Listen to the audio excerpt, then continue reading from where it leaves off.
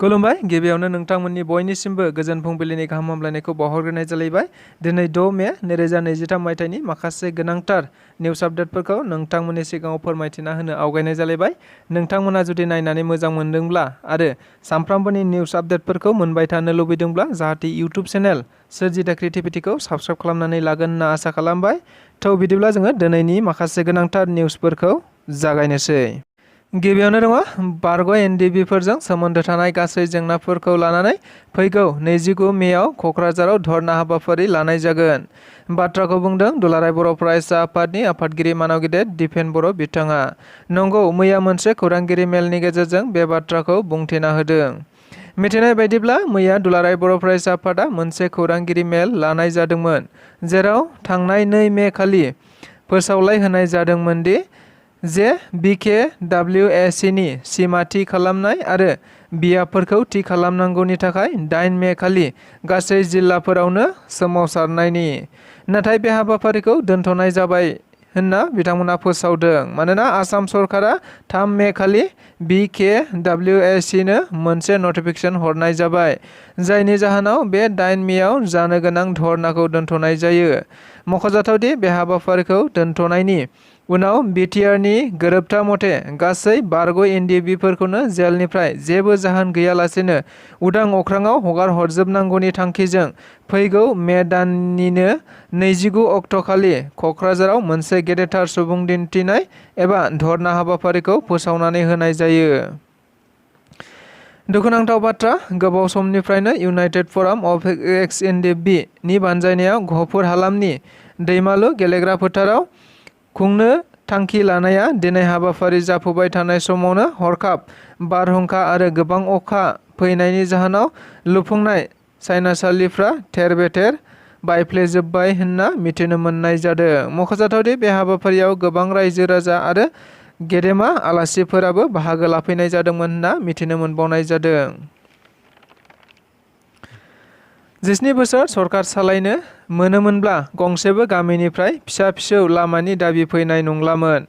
नंगौ, बे बाथ्राखौ बुंदों सापागुरि बियाबनि एमएलए एबा आसाम सरकारनि मन्थ्रि उरखावगोरा ब्रह्म बिथाङा। मिथिनाय बायदिब्ला मैया सापागुरि बियाबनि सिङाव सानसेयावनो 4 लामानि लुफुंथायनि अन्थाइ खाम्फाखौ बेखेवनानै होनाय जायो मानगोनां मन्थ्रि उरखावगोरा ब्रह्म बिथाङा, जेराव दोंनै लामाया फाहामफिननाय आरो दोंनै लामाया गोदानै बानायजानो गोनां होननानै मिथिनो मोननाय जादों। मख'जाथावदि बेनि अनगायैबो गोबां जौगाखांनायनि हाबाफारिफोरखौनो थाबैनो मावनाय जाबावगोन होननाबो फोरमायबावो बिथाङा। हाग्रामा महिलारि बिथांखौ श्रीरामपुर सिन्डिकेटनि लिडार फोसावबाय। बे बाथ्राखौ बुंदों इउपिपिएलनि गाहाय नेहाथारि राजु कुमार नार्जारि बिथाङा। नंगौ, मैया मोनसे खौरांगिरि मेलनि गेजेरजों बे बाथ्राखौ बुंथिना होयो बिथाङा।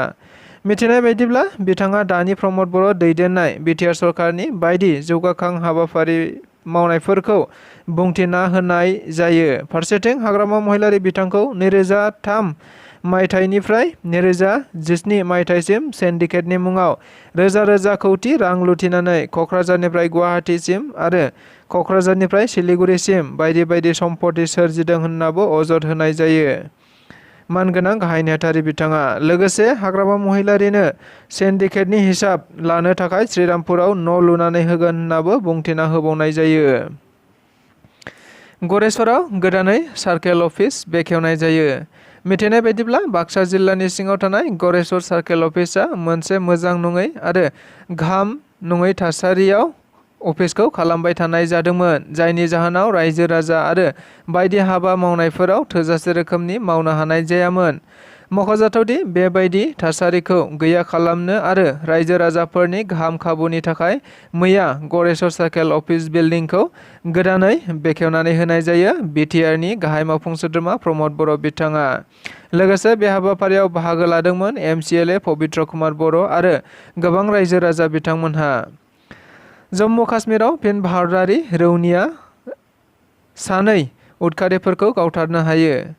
मिथिनाय बायदिब्ला थांनाय 3 मेनिफ्रायनो जम्मु काश्मीरनि राजौरी होननाय जायगायाव भारतारि रौनिया हान्जानि नायबिजिरनाया सोलिगासिनो दंमोन, जेराव मैया फुंनिफ्रायनो भारतारि रौनिया हान्जाया अपारेसन खालामबाय थानाय समावनो उदखारि आरो आर्मिनि गेजेराव गावज्लायलायनाय जायो, जेराव भारतारि रौनियानि 7 सान्थ्रिफोरखौ थैबाय होननानै मिथिनो मोन्दों आरो सासेखौ गोब्राबै जोखोम जादों होननानैबो मिथिनो मोनबावनाय जादों।